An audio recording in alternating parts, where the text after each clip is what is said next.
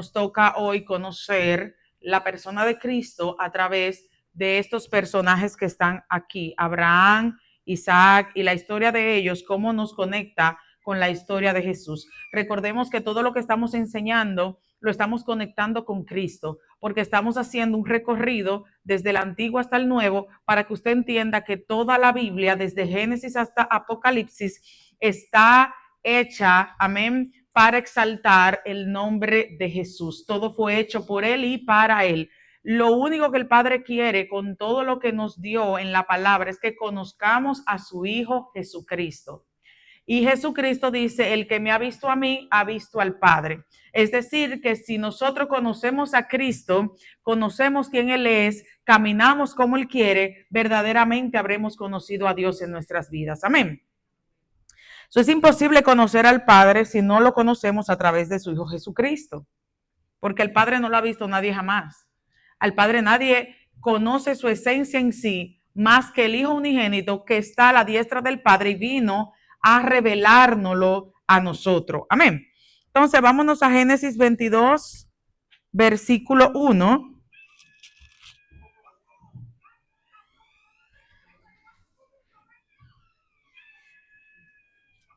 Gloria a Dios.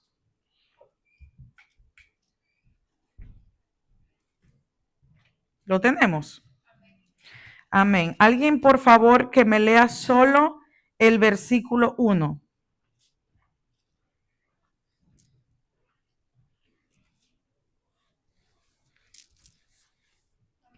Amén. Aconteció después de estas cosas que probó Dios a Abraham y le dijo,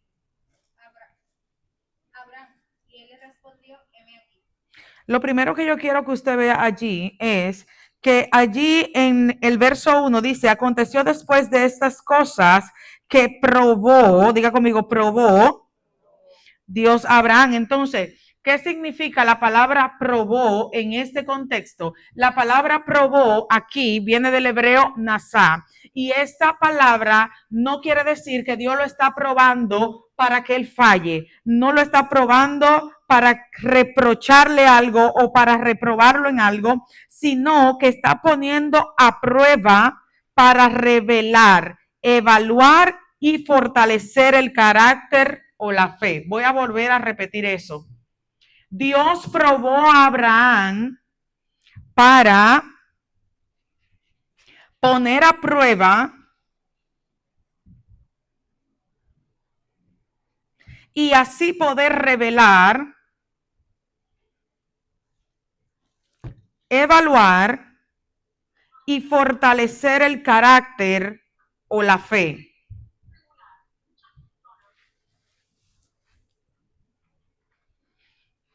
Entonces, Dios probó ¿para qué? Para probar, ¿verdad? Poner a prueba, perdón, para poner a prueba algo para revelar, evaluar y fortalecer el carácter o la fe. Déjame decirte que muchas veces el Señor te va a probar en una área, no es para que tú falles. Dios es la última persona que quiere que tú falles. Dios es la última persona que te quiere avergonzar. Él no te quiere avergonzar, Él no te quiere ver fallar. Dios te va a probar, ¿sabe para qué? Para que cuando tú pases por esa prueba, lo que salga de ti, tú veas qué es lo que sale de ti. Y eso fortalezca tu carácter. Hay personas que pasan por un proceso y se dan cuenta que aunque tienen años yendo a la iglesia, en ese proceso la fe se les fue. ¿Qué es lo que Dios quiere que tú veas? Que tiene que fortalecer tu fe. ¿Qué pasa? Pasamos por un proceso, por una enfermedad, por una separación, por lo que sea, y nosotros dejamos de ir a la iglesia.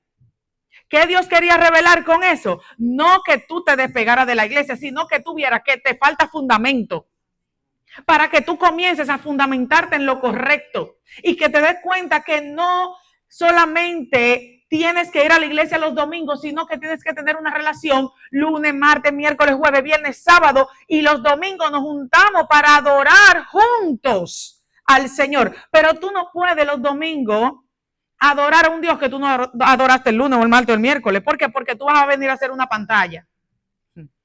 Pero cuando nos reunimos los domingos, venimos a manifestar lo que ya yo he hecho en privado durante toda la semana. Por eso es el que adora durante la semana, no hay que decirle levanta la mano. Por eso el que está conectado con Dios en adoración, en oración durante toda la semana, no hay que decirle párese de su asiento. ¿Por qué? Porque usted viene a revelar lo que está oculto dentro de su corazón. Y si usted no adora a Dios en su casa, aquí te podremos decir 1000 veces que levante la mano y tú la vas a levantar 2 minutos y después la vas a volver a bajar y va a volver a uno tener que decirte que lo vuelvas a hacer. ¿Por qué? Aleluya, porque no te sale automático, no te sale natural. Pero cuando tú lo haces todos los días, se vuelve parte de ti. Amén. Entonces, mira lo que dice aquí. Dice en el 2. Vamos a leer si ahora hasta el... Vamos a leer 2 y 3. Alguien que lea fuerte. Glenis, ¿lo tiene? Génesis 22, 2. Léalo el que lo tenga. Y dijo, toma ahora tu hijo, tu único Isaac, a quien amas, y vete a tierra de Moriah, y ofrécelo allí en holocausto sobre uno de los montes que yo te diré. Y Abraham se levantó muy de mañana y enalbardó su asno y tomó consigo 2 siervos suyos y a Isaac su hijo y cortó leña para el holocausto y se levantó y fue al lugar que Dios le dijo. Aleluya. Entonces, mire, aquí le dice el Señor, toma ahora tu hijo, tu único Isaac, a quien amas. Pero alguien me puede decir si el único hijo en este momento de Abraham era Isaac. No, tenía 2 hijos, ¿verdad? Uno llamado Ismael y el otro llamado Isaac. Entonces, me llama la atención que Dios le dice, entrégame a tu hijo, entrégame a tu único, entrégame al hijo de la promesa. Entonces, ¿cómo conectamos eso con Cristo? Mira esto, y esto está demasiado poderoso, porque dice la palabra del Señor hablando en el libro de Job, que Dios le llamaba a los ángeles, ¿verdad? Los hijos de Dios. Entonces me llama la atención que Abraham ya tenía un hijo, pero ese no era el hijo de la promesa. Ese no fue el hijo dado por Dios. Ahora el hijo dado por Dios, el hijo de la promesa, el hijo que fue prometido y cumplido, el hijo del milagro, el hijo que fue por intervención divina, ese era Isaac. Entonces, lo que a mí me llama la atención es lo siguiente. Hay una guerra que se arma entre Ismael y entre Isaac, porque todo lo que tú te busques tú mismo va a estar en guerra con lo que Dios te dio. Todo lo que venga de tu carne va a estar en guerra con lo que viene del Espíritu. Todo, escúchame bien, lo que sale del plan de Dios para tu vida va a entrar en guerra con lo que Dios tiene para ti. Entonces, cuando me llama demasiado la atención esta parte, porque si tú te fijas, vamos a ver este contexto en algo más, en una foto más grande, y es cuando Satanás quiere la posición de Dios. ¿Quién comparte la misma posición, la misma estatura, el mismo nivel con Dios? Su hijo, que está a la diestra. No está debajo, está a la par, está a la diestra. Entonces, Satanás quería ser el hijo de la promesa, quería ser el que heredara, quería ser el que se sentara en el trono, quería ser el que ocupara el lugar de Dios, escúchame. Pero lo que a mí me llama la atención es que él entra en una guerra con Cristo.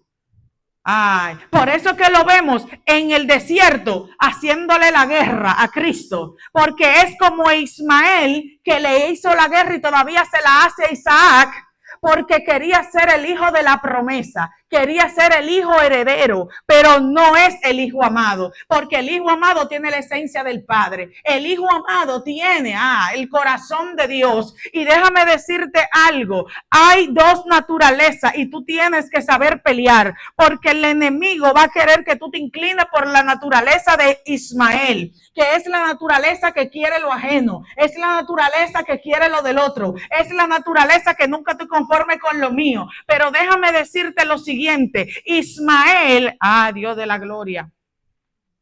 Dios tenía algo para él que no era lo de Isaac.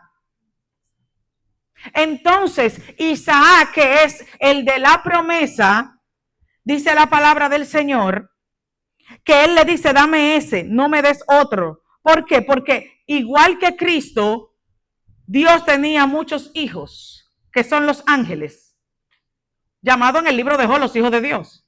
Pero no ofreció un ángel, ofreció a su único, ofreció a su amado, ofreció, mi alma adora a Dios, al que así como Isaac vino como por intervención divina. ¿Por qué? Porque Sara no podía tener hijos.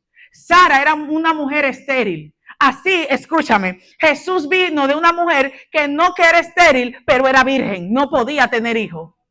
Entonces vino Isaac por intervención divina. Ismael no vino por intervención divina. Ismael vino por intervención humana. Pero Isaac vino por intervención divina, así como Jesús vino por intervención divina. Quiere decir que si Dios no mete su mano, no puede suceder. Si Dios no mete su mano con Sara, no puede tener a Isaac. Si Dios no mete su mano con María, no puede tener a Jesús. Entonces, todo lo que Dios da, eso es lo que tiene la promesa. Aleluya. Entonces, mire esto. Le dice, entrégame a tu hijo, a tu único, Isaac, a quien amas, y vete a tierra de Moriah. La tierra de Moriah, ¿verdad? Es una tierra que yo quiero que usted me busque allí, por favor. Primera de Corintios 15:3. Y alguien que me busque Hebreos 11, 17 al 19. Amén. Entonces dice, Dios le da un lugar en específico, diga conmigo, la tierra de Moriah. Y le dice que tiene que hacer algo en esa tierra. Ofrécelo allí en holocausto o sacrificio en uno de los montes que yo te diré. Y Abraham se levantó muy de mañana. ¿Y qué hizo? Dice, y enalbardó su asno y tomó consigo 2 siervos suyos y a Isaac su hijo, y cortó leña para el holocausto y se levantó y fue al lugar que Dios le dijo. Y diga conmigo, al tercer día, dice que alzó Abraham sus ojos y vio el lugar. Vamos a buscar Hebreos 11, 17 al 19.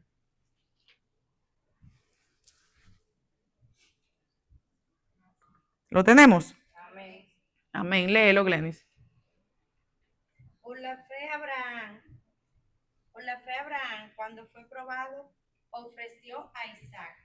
Y el que había recibido la promesa ofrecía a su unigénito, habiéndosele dicho, en Isaac te será llamado descendencia, pensando que Dios es poderoso para levantar aún de entre los muertos, de donde en sentido figurado también le volvió a recibir. Santo. En el sentido figurado también le volvió a recibir. ¿Por qué? Porque tuvo la fe de que Dios, aunque él llegara a matar al muchacho, le iba a revivir al muchacho. Porque Dios tiene el poder de resucitar aún aquellas cosas que nosotros mismos por terquedad o por lo que sea en un punto matamos en nuestra vida. Dios tiene el poder de volverlo a resucitar. Eso quiere decir que desde el primer día que Dios le dijo ve, no es coincidencia que eran 3 días. Porque en su corazón lo que está diciendo Hebreo es que Abraham lo mató desde el primer día. Abraham no dijo, bueno, puede pasar cualquier cosa en el camino. No, desde el que Dios se lo pidió, que él le dijo al muchacho, vámonos, él lo mató en su corazón. Él sabía, yo no me devuelvo con el muchacho vivo. Yo no me devuelvo, no, es que yo lo voy a matar, pero la fe me dice que aunque lo mate, Dios lo va a volver a resucitar, porque Dios no miente y me dijo que de él sacará una descendencia. La fe es loca, la fe es atrevida, la fe es atreverse a creer que aunque mis emociones me digan una cosa, el poder de Dios es capaz de hacer otra cosa. Ay, santo, aleluya.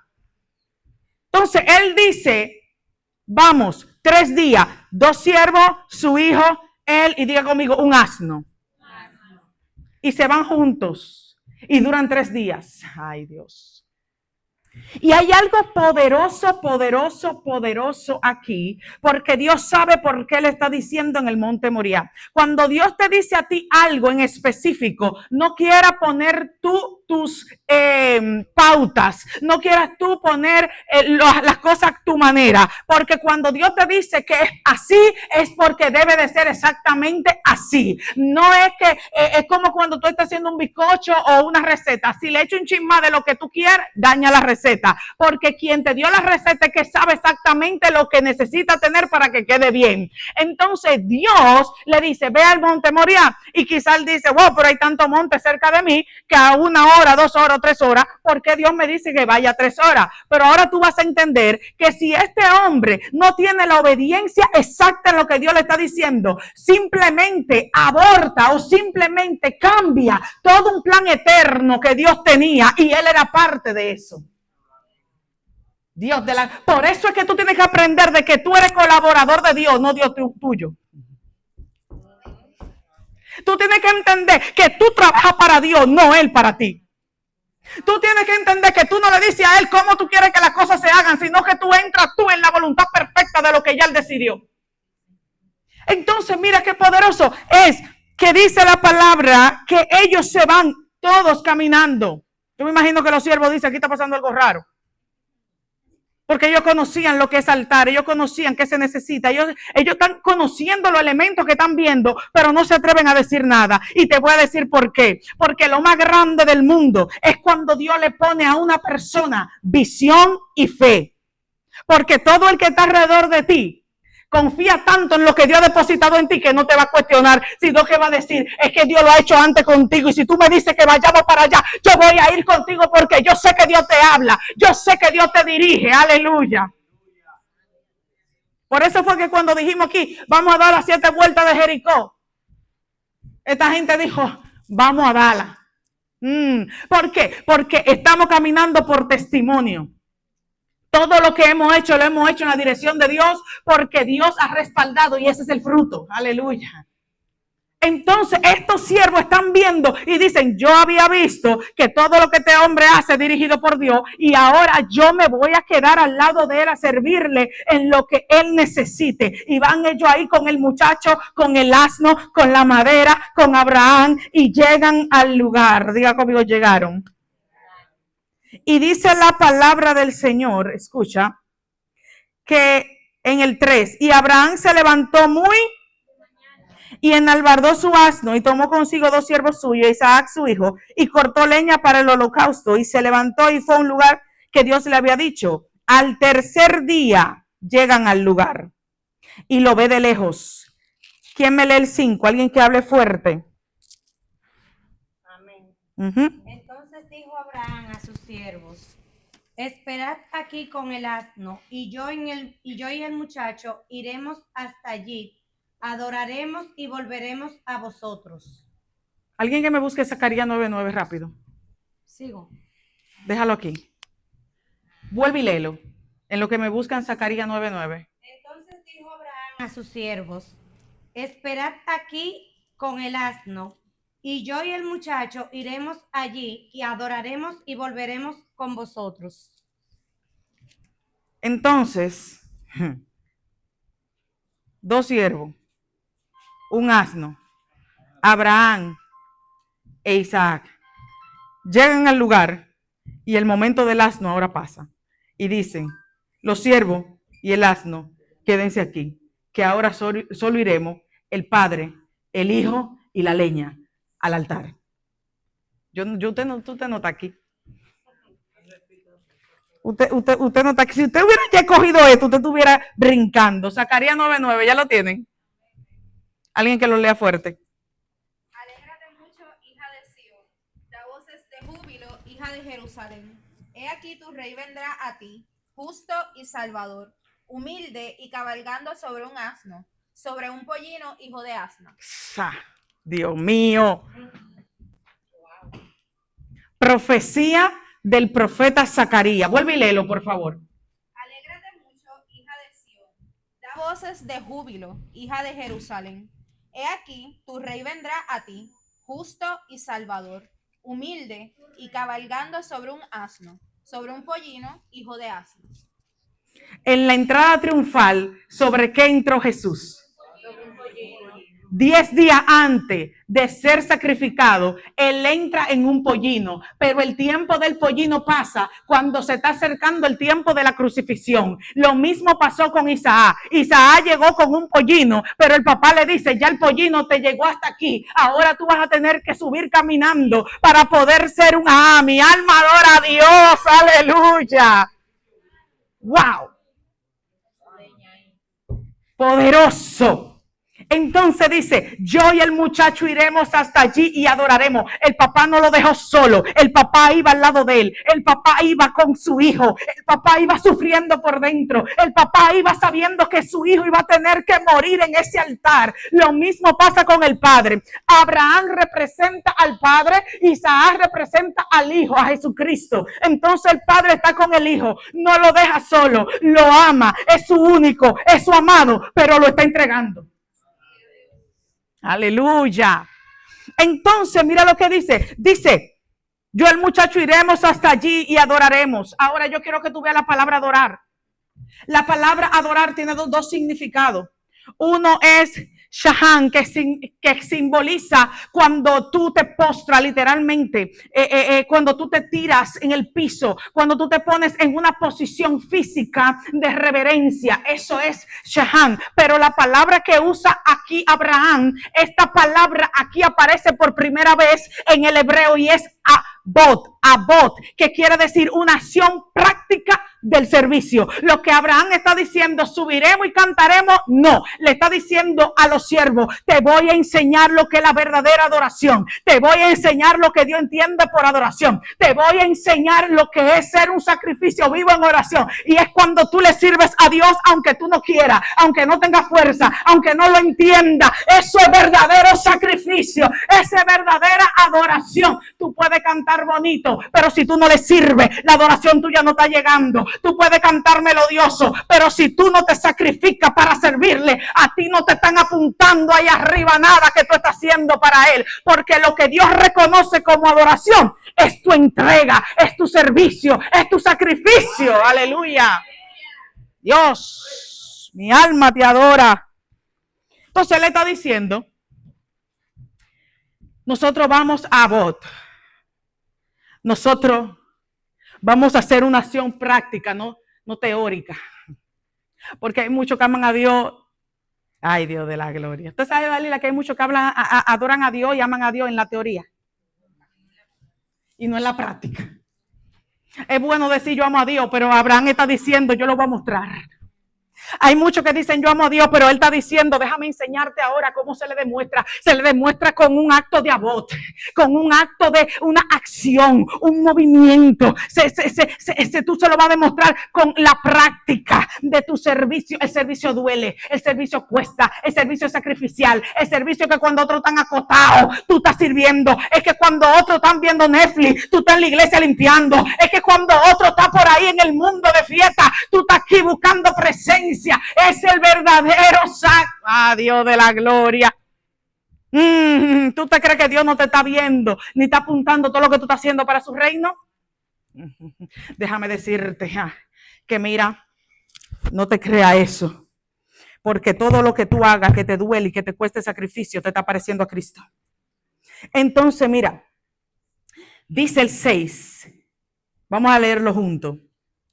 Y tomó, ¿quién? Abraham. La leña del holocausto. ¿Y qué hizo? La puso sobre Isaac, su hijo. El padre tomó la leña, tomó la madera y se la montó arriba al hijo. ¿Quién cargó la madera? Isaac. Y él tomó en su mano el fuego y el cuchillo y fueron ambos juntos. Entonces habló Isaac a Abraham su padre y dijo, Padre mío. Y él respondió, he aquí mi hijo. Y él dijo, he aquí el fuego y la leña, mas ¿dónde está el cordero para el holocausto? Y respondiendo Abraham dijo, ay Dios de la gloria, Dios, ahora lo leemos fácil. Niveles de fe. Te amo, Isaac, pero amo más a Dios.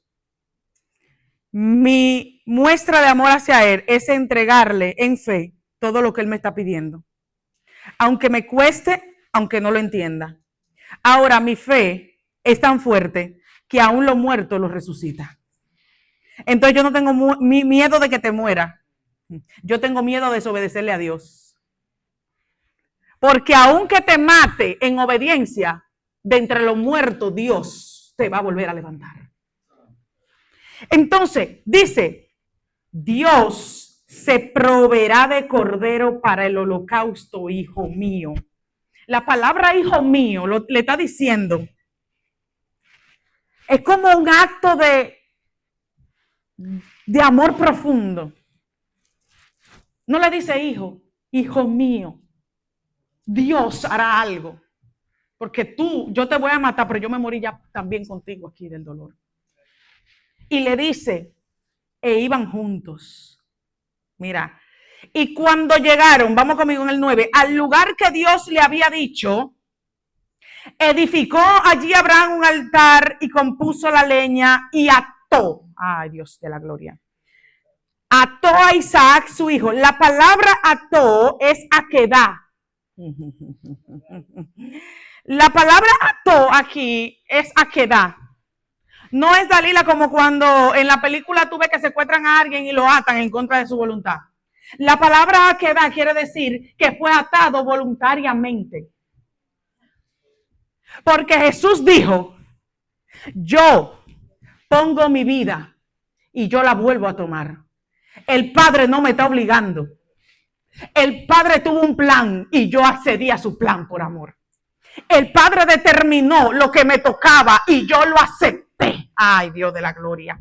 No me están obligando a morir por ti en una cruz. Yo estoy entregando mi vida. Ahora yo tengo el poder de volverla a tomar. Porque como nadie me la está quitando, nadie me la tiene que devolver. Yo la pongo y yo la tomo. Aleluya. Y mira, esto está demasiado poderoso. ¿Usted está conmigo? Amén. No pestañe porque se pierde. Entonces dice, y ató Isaac su hijo y lo puso en el altar sobre. Cuando a Cristo lo iban a clavar, pusieron la cruz, lo acostaron sobre ella.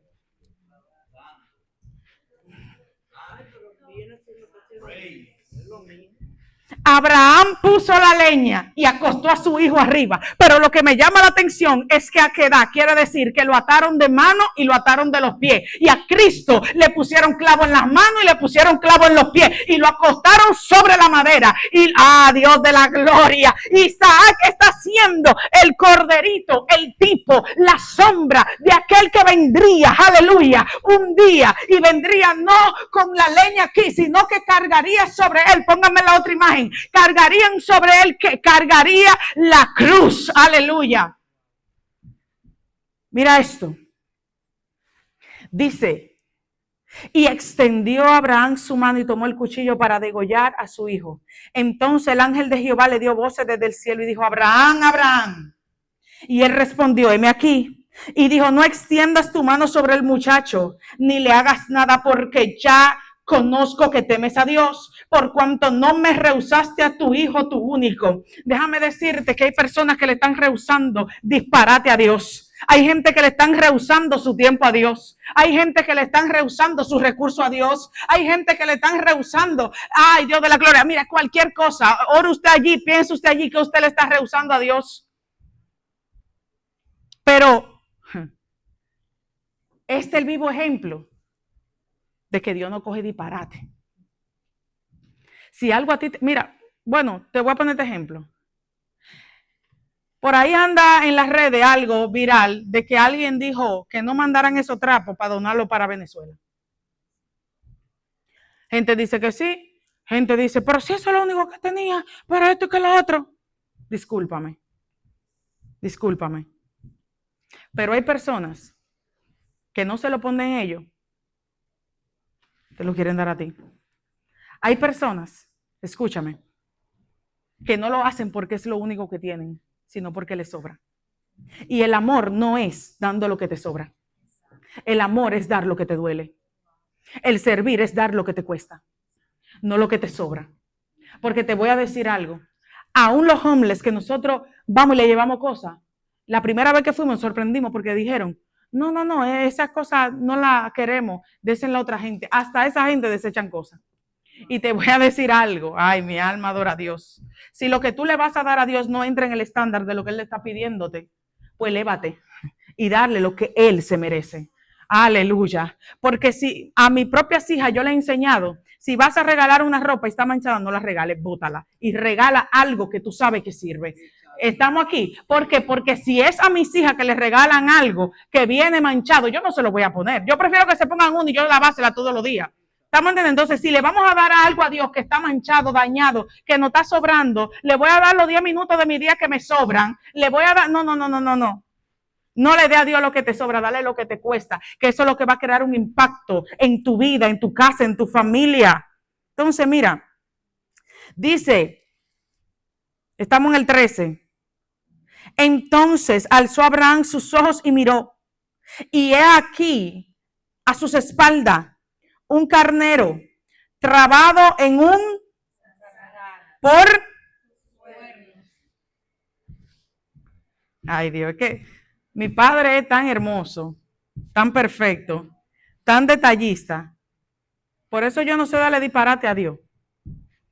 Si usted no va a ser detallista con lo que tú haces para Dios, no haga nada. Porque Dios es detallista. Mi papá es detallista. Dice la palabra que cuando el ángel le dice, no lo mates, porque tú creíste que Dios te iba a proveer. Tú dijiste que Isaac no iba a morir, porque aún muriendo, Dios lo iba a resucitar.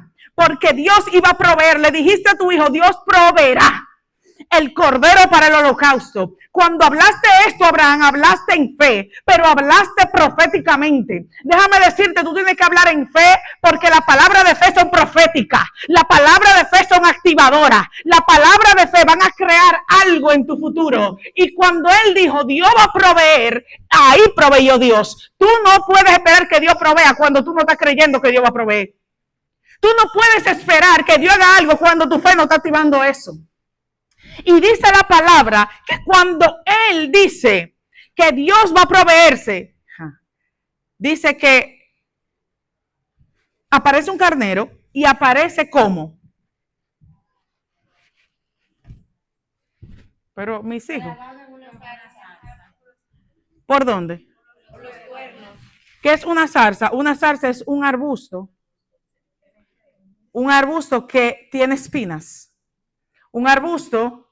En esos montes se daba mucho los arbustos secos con espinas. Amén. Entonces, lo que a mí me llama la atención es que no estaba entero, atrapado en las espinas. Tenía la cabeza. Haciendo un acto profético de que al Cordero de Dios le iban a poner una corona de espina. Haciendo un acto profético que el cordero no es Isaac, sino que viene un cordero futuro, que ese cordero, ¿cómo tú sabes que ese es el cordero que están ahí profetizando? Ay, mi alma adora a Dios. Cuando tú lo veas con el zarzal, cuando tú lo veas con las espinas enredadas en la cabeza, para poder darte a ti libertad en la mente, libertad de la depresión, libertad de la ansiedad. Él llevó todo pensamiento cautivo y, Dios, por eso te dice a ti ahora, lleva todo pensamiento cautivo, porque ya yo la maldición me la monté en la cabeza para que tú ahora tengas bendición dentro de ti y no maldición. Ay, Dios de la gloria. Wow. Dios poderoso. ¿Cuántos saben que Él es poderoso? Amén. Mira. En Génesis 3:15 comienza una guerra de simientes, de descendencias, ¿verdad? La caída del hombre. Dice la palabra, Génesis 3:15, que Dios iba a poner enemistad entre la simiente de la mujer y la simiente de Satanás. Ahora, lo que a mí me llama la atención es que desde que Dios dice eso, Entonces, hay una guerra entre Caín y Abel. Desde que Dios dice eso, escúchame bien, hay una guerra entre Ismael e Isaac. Desde que Dios dice eso, hay una guerra entre el diablo y los hijos de Dios. Porque nosotros venimos de dos simientes diferentes. Como dice la palabra, el trigo y la cizaña crecen juntos. Y lo que a mí me llama la atención es que Dios dice, no los separen. Déjenlo que crezcan juntos. Ay, Dios. No los separen, deja que crezcan juntos. Es decir, que dentro de la iglesia hay cizaña.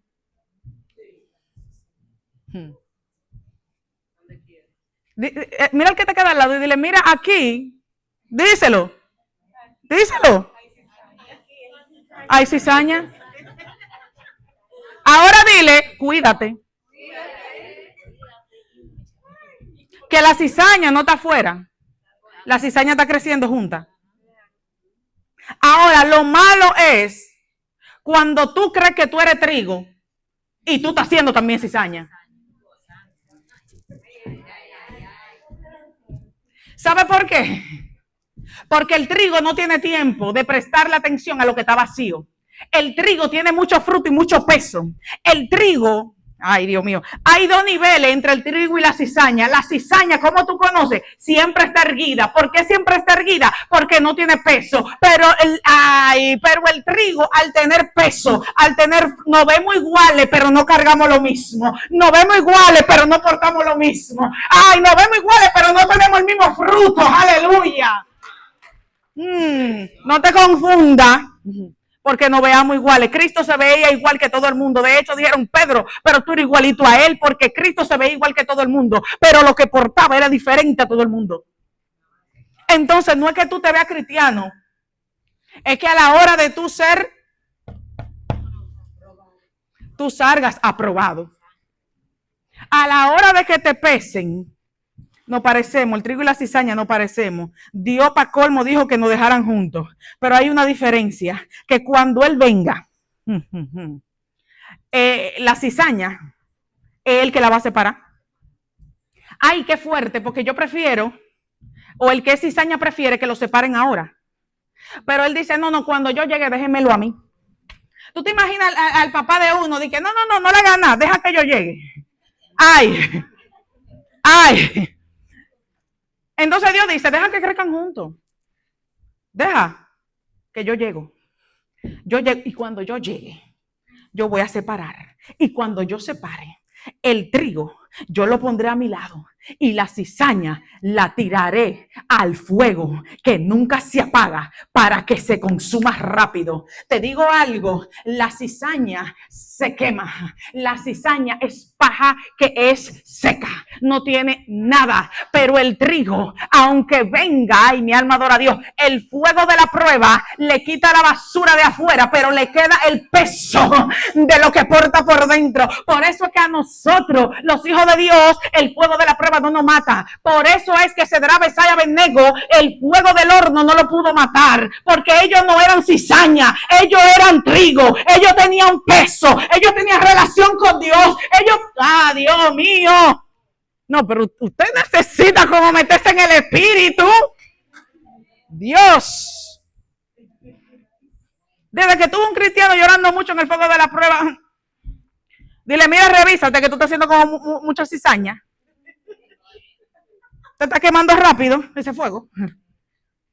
Deja que el fuego, mija, te quite la basura y saque el fruto que tú cargas y que tú portas. Tú sabes que hay gente que está en un proceso económico y se tiran a llorar y a dar pena. Y lo que Dios lo metió en ese proceso para que tú entiendas que tú eres emprendedora, que tú eres emprendedor, que Dios te quiere dar una idea de negocio, que Dios te quiere echar para adelante, prosperar en algo tuyo, que te quiere dejar que tú te dejes de estar esclavizado ahí en un trabajo, pero tú estás llorando porque tú todavía estás, ay Dios de la gloria, que todavía estás con el miedo, tú todavía estás como la cizaña que es fofa. Deja de llorar tanto y comienza a ver que Dios todo lo que quiere para ti es bueno, agradable y perfecto. Dios de la gloria. Y fue Abraham y tomó el carnero y lo ofreció en holocausto en lugar de su hijo. Y llamó a Abraham el nombre de aquel lugar, Jehová proveerá, o lo que usted conoce, Jehová Jireh. El que le puso el nombre a Jehová como proveedor fue Abraham. No fue Dios que le dijo, mira, llámame Jehová Jireh. Por eso es que en Éxodo, a Moisés, cuando le pregunta, ¿cómo yo diré que tú te llamas, que se llama el que me está enviando? Di que yo soy el que soy. Porque ustedes me irán poniendo los nombres a medida que yo me le vaya revelando. Por eso fue, exactamente, por eso fue que Agar, la mamá de Ismael, cuando Abraham la bota, que se va para el desierto, ¿qué pasa cuando Dios no deja que el muchacho se muera?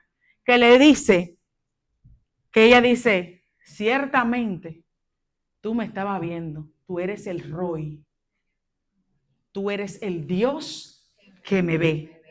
O sea, cuando yo pensaba que nadie me estaba viendo en mi aflicción, en mi dolor, en mi rechazo, había uno que me estaba viendo, pero hasta que no se me reveló en mi peor momento, yo no pude conocerlo como el Roy. Hay veces que Dios te va a permitir entrar en temporada de tu vida solamente para que tú lo conozcas en esa etapa de Dios. Como ese Dios. Tú no puedes hablar de un Dios que no te ha sido revelado. Por eso que yo digo, mientras más Dios se revele a ti, más tú vas a querer hablar de él. ¿Por qué? Porque, ay Dios mío, porque a mí me apasiona tanto la palabra, porque yo no soy un copy-paste. ¿Sabes lo copy-paste? Que andan buscando por todos lados la revelación de otro. No, yo quiero que Dios me dé la mía. Yo quiero que a mí Dios me revele él. Lo que él quiere que yo vea en la palabra. ¿Estamos aquí? Entonces, cuando él me lo revela, eso es mío. Ay, Dios mío. Cuando él me lo revela, no hay forma de que yo lo pueda hablar sosamente, muertamente. ¿Por qué? Porque fue algo que a mí se me abrió en mi espíritu. Y así como se me destapó, así yo te lo tengo que soltar. Aleluya. Entonces, cuando tú comienzas a tener una relación con Dios, que Él comienza a revelarse, por eso es que, imagínate, le salió el nombre a Agar cuando dijo, el Roy, el Dios que me ve. Uno de los nombres de Dios. Pero se lo puso una mujer en su peor momento. Ahora Abraham dice, ahora a mí se me manifestó no como Agar, como el Dios que me ve, sino como Jehová Jireh, como el que me provee en mi momento de mayor desesperación y necesidad. ¿Cuánto aquí quieren conocer a Dios en todas sus facetas? Pues déjeme decirle que para conocerlo en cada una de sus facetas, tiene que vivir cada uno de los procesos. Aleluya. ¿Estamos aquí? Por tanto, se dice hoy, en el monte de Jehová será provisto. Mira. ¿Alguien que me tienen ya Primera de Corintios 15:3? Amén. Porque primeramente os he enseñado lo que asimismo recibí, que Cristo murió por nuestros pecados, conforme a las Escrituras, y que fue sepultado y que resucitó al tercer día, conforme a las Escrituras. Al tercer día. Amén. Al tercer día, ¿qué pasó? Resucitó. Al tercer día que llegó con Isaac en una forma simbólica resucitó a la muerte que su padre ya le había dado en su corazón. Yo quiero que me busquen Segunda de Crónicas 3:1. En el Antiguo Testamento, Segunda de Crónicas 3:1. Segunda de Crónicas 3:1. Y Dios le dijo a Abraham, ve a la tierra de Moriah para que allí sea el sacrificio. Entonces, ¿qué otra cosa pasó en Moriah? Comenzó Salomón a edificar la casa de Jehová en Jerusalén, en el monte de Moriah, que había sido mostrado a David su padre, en el lugar que David había preparado en el área de Ornán Jebuseo. Amén. Entonces, en Moriah, Dios manda a Abraham. Por eso es que te digo que cuando Dios te manda a hacer algo, hazlo como Él te está diciendo. ¿Por qué? Porque es que eternamente Dios tiene un plan. Entonces, en Moriah, Abraham ofrece a Isaac. En Moriah, luego, años y años y años después, se le revela a David que allí debía ser puesto el templo de lo que se conoce como el templo de Salomón. Pero ¿qué pasaba en el templo? En el templo lo primero que tú te encontrabas era con el altar del sacrificio. Amén. Simbolismo de lo que pasó aquí en el altar donde Abraham puso a Isaac.